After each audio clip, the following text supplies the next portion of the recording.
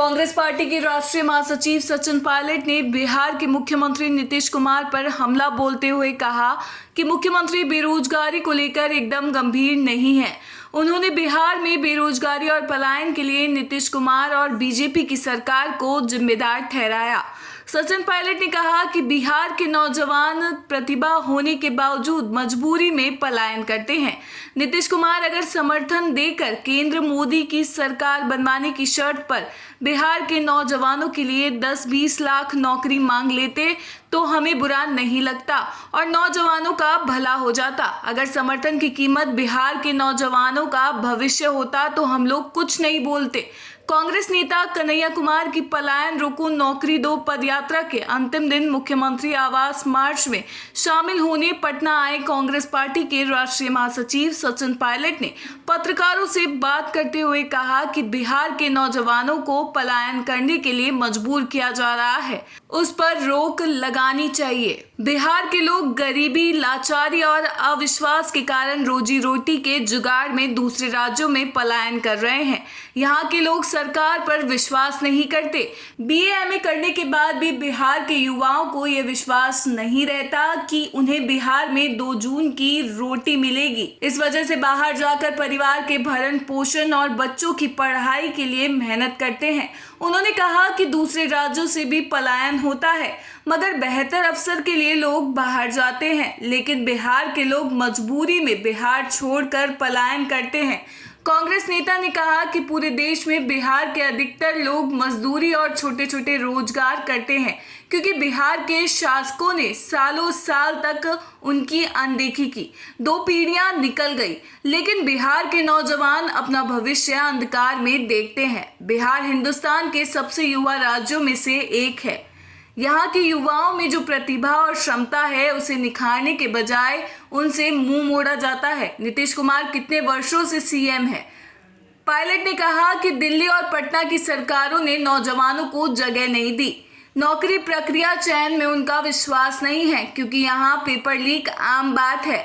NSUI Bihar के नौजवानों को जगाने का काम किया है। उम्मीद है कि मुख्यमंत्री आज हमारी बात सुनेंगे। नौजवानों के भविष्य की चिंता कांग्रेस पार्टी का मुद्दा है। देखिए क्या कुछ कहा राजस्थान के पूर्व डिप्टी सीएम सचिन पायलट ने। एक मुद्दे को लेकर 26 दिन तक यात्रा की। उस यात्रा का उद्देश्य क्या था, आप सब ने भी सुना।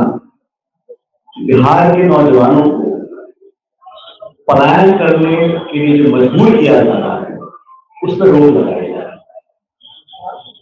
नौकरी और बेहतर अवसर ढूंढने के लिए ऐसा नहीं है कि लोग बाकी प्रदेशों से दिल्ली मुंबई नहीं जाते हैं या बड़े शहरों में नहीं जाते हैं, विदेश नहीं जाते हैं, लेकिन वो बेहतर अवसर तलाशने के लिए जाते हैं। उसमें किसी को आपत्ति नहीं है, लेकिन पलायन लोग किस परिस्थिति में करते हैं इस पर हमें ध्यान देना पड़ेगा।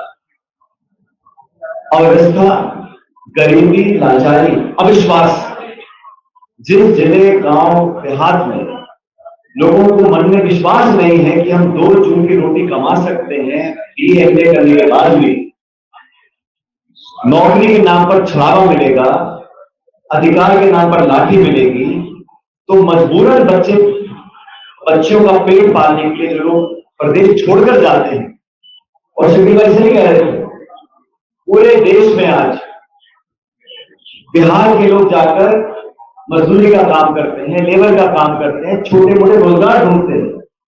ये परिस्थिति क्यों पैदा हुई? ये 1-2 दिन में नहीं बनी। सालों साल तक बिहार के साथ जो भेदभाव हुआ, बिहार के शासकों ने यहाँ जो नौजवानों की अनदेखी करी, 2 पीढ़ियां निकल गई और आज ये हालात बन रहे हैं कि पूरे बिहार के नौजवान अपना भविष्य अंधकार में देखते हैं। और ये बहुत दुख की बात है। बिहार हिंदुस्तान के सबसे युवा राज्यों में से एक है, और बिहार के नौजवान में जो प्रतिभाएं हैं, जो अपार उम्मीद है, संभावनाएं हैं, उसको तलाशने की बजाय, उनको ढूंढने की बजाय, उनको संवारने की बजाय उनसे मुंह मोड़ा जाता है।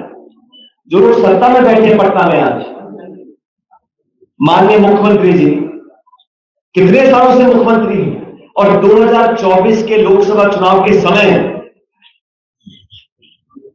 अगर आपको मोदी जी को समर्थन देना ही था, क्योंकि आपके समर्थन से वो सरकार बनी है दिल्ली में, नीतीश कुमार जी को अगर मोदी जी को समर्थन देना ही था, तो बिहार के नौजवानों के लिए 10-20 लाख नौकरी मांग लेते, हमें बुरा नहीं लगता।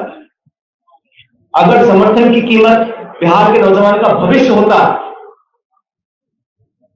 तो हम भी कहते आप जाइए, कोई बात नहीं। जो भाजपा 400 पार का नारा देकर लोगों को भ्रमित कर रही थी चुनाव प्रचार में,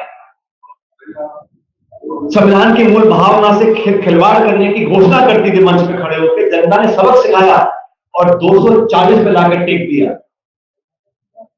उसके बाद नीतीश कुमार जी के समर्थन से सरकार का निर्माण हुआ। सरकार बनने के बाद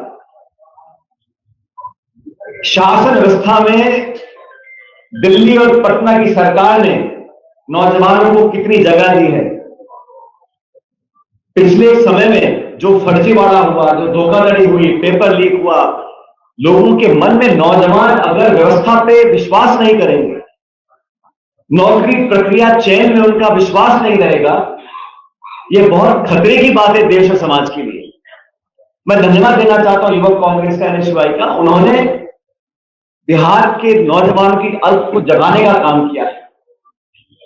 बिहार के नौजवान किसी की दया नहीं मांग रहे, वो इतना चाहते हैं कि रिश्वत और पैसा देकर पेपर को आउट ना किया जाए, भेदभाव करके नौकरियों का आवंटन ना किया जाए, प्रतिस्पर्धा हो लेकिन पारदर्शी तरीके से हो। नौजवान नौकरी मांगे हैं, सरकार को कोई चिंता नहीं, सत्ता में रहने की उम्मीद हर राजनीतिक दल को होती है और मैं इसको बुरा नहीं मानता हूं, लेकिन जब इतने लंबे समय तक बार बार मौका लेने के बावजूद इन 20 सालों में कितने लोगों के भविष्य की चिंता करी है। आज लाखों लाख नौजवान बिहार के संभावना को समाप्त होते देख अलग अलग राज्यों में जाते हैं। हम लोगों ने जवाबदेही तय करने के लिए इस यात्रा को निकाला। 26 दिन तक इस भीषण गर्मी में इस सैकड़ों नौजवान चले और आज मुख्यमंत्री से मिलने का समय मांगा है और पूछना चाहते हैं कि जिस प्रधानमंत्री को आपने हजारों हजार DNA के सैंपल भेजे थे, बिहारी अस्मिता का आपने उनको चैलेंज किया था, वही बिहारी आज आप नौजवान नौकरी मांग रहे हैं। क्या आप दिल्ली जाकर उनसे कहेंगे कि बिहार के नौजवानों को 20 लाख नौकरी दीजिए? जो PSU थे बंद कर दिए, सरकारी नौकरियों में लगातार गिरावट आ रही है, उद्योग और निवेश हो नहीं रहा, नए रोजगार आएंगे कहां से? अर्थव्यवस्था को दुरुस्त करने के लिए एक संकल्प चाहिए, एक दृढ़ संकल्प चाहिए, एक निश्चित दिशा चाहिए।